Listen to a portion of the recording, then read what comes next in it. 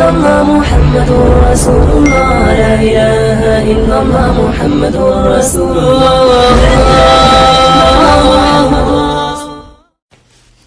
انشاءاللہ تعالی آج سے ہم جنت کی حور کے سلسلے میں کچھ درس ریکارڈ کرنا شروع کریں گے. اس ضمن میں جو آج پہلا درس دے رہا ہوں وہ حور کا ایک تعارفی خاکہ ہے. ابن قیم رحمۃ اللہ علیہ اپنی کتاب ہادی الارواح حوروں کے اوصاف اور حسن و جمال اور ان کی خوبیوں کو کچھ ان الفاظ میں جمع کرتے ہیں کہ ایک تعارفی خاکے کے طور پر کہ جنت میں اللہ تعالیٰ کے نیک بندوں کی جو بیویاں ہوں گی جو غیر بنت آدم ہوں گی. ایک تو ہوں گی نا جو آدم کی اولاد سے ہوں گی، اور ایک وہ ہوں گی جو جنت کی خاص عورتیں ہوں گی جو دنیا میں نہیں آئی ہوں گی. ان کے بارے میں بیان کرتے ہیں کہ وہ جنتیوں کی ہم عمر ہوں گی، سینے ان کے بھرے ہوں گے، ان کے اعضاء میں جوانی کا پانی چل رہا ہوگا، گلاب کے پھول اور سیب کی طرح حسین ان کے رخسار اور انار کی طرح ان کے پستان اور موتیوں کی لڑی کی طرح ان کے چمکیلے دانت ہوں گے، اور ان کی کمروں میں باریکی ہوگی. ان کے چہروں کا حسن ایسا ہوگا کہ سورج ان کے گرد گردش کر رہا ہے. جب وہ حور مسکرائے گی تو اس کے دانتوں کے درمیان سے چمک نکلے گی.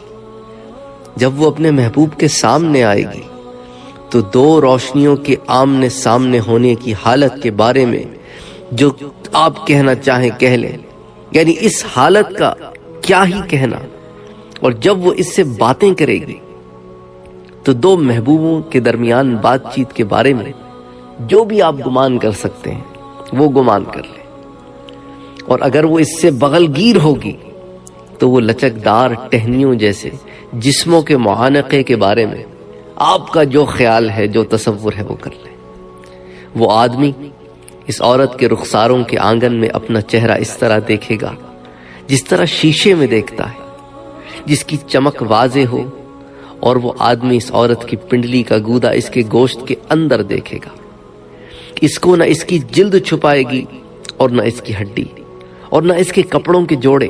اگر وہ عورت دنیا کی طرف جھانک کر دیکھے تو زمین و آسمان کے درمیان ہر چیز کو خوشبو سے بھر دے، اور مخلوق کی زبانیں اللہ کی تکبیر اور تسبیح پکارنے لگے، اور مشرق و مغرب کی ہر چیز جگمگا اٹھے، اور سورج کی روشنی اس طرح مان پڑ جائے جس طرح ستاروں کی روشنی سورج کے سامنے مان پڑ جاتی ہے. اور اس کا دوپٹہ جو اس کے سر پر ہے وہ دنیا و ما فیہا سے بہتر ہے.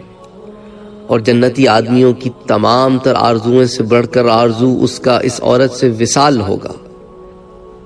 اس حور کا عالم یہ ہوگا کہ جیسے جیسے وقت گزرتا جائے گا اس کا حسن و جمال بڑھتا جائے گا، اور مدت کا گزرنا اس کی محبت اور وصال کو زیادہ کر دے گا.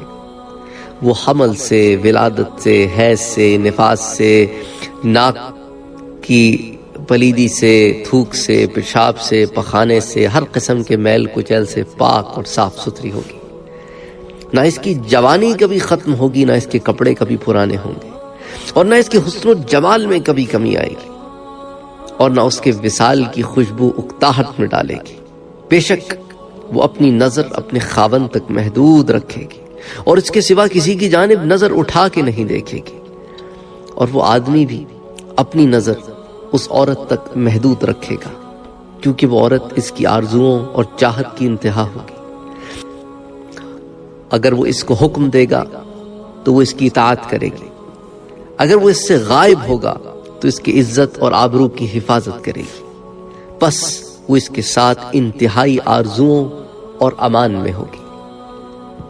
اس کے علاوہ یہ کہ اس سے پہلے اس عورت کو نہ کسی انسان نے چھوا ہوگا اگر وہ انسانوں کے لیے ہو، یا نہ کسی جن نے چھوا ہوگا کہ اگر وہ جنات کے لیے ہو.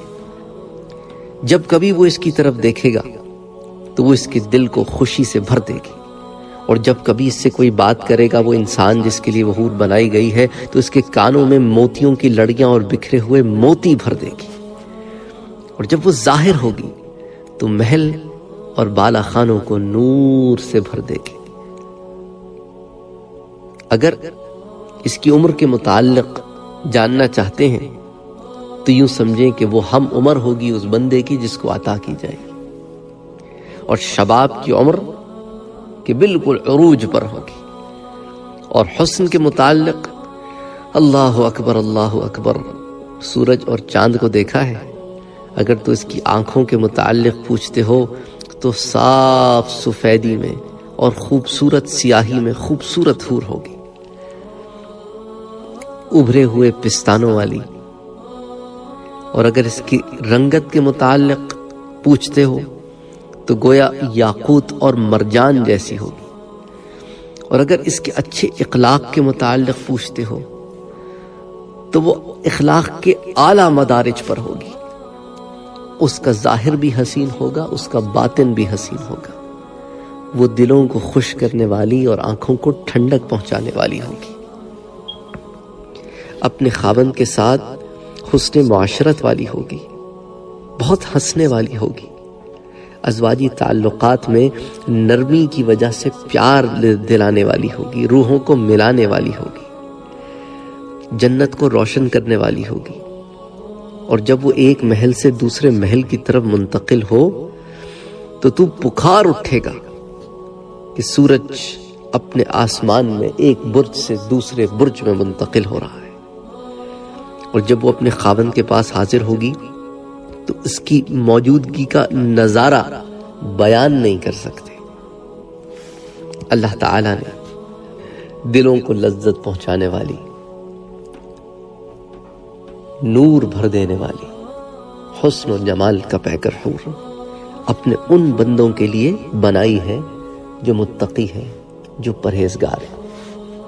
اللہ تعالیٰ ہم سب کو اپنا بندہ بننے کی توفیق عطا فرمائے، جیسا کہ اس کا بندہ بننے کا حق ہے، وہ ہم سے راضی ہو، ہمیں اپنی جنتوں میں داخل کرے۔ انشاءاللہ تعالی اس ضمن میں جو مزید باتیں آتی ہیں وہ پھر ہم کئی دروس کی صورت میں آپ کے سامنے پیش کریں گے۔ آج ایک تمہیدی خاکہ ہے، اس خاکے میں بہت سارے موتی پنہا ہیں۔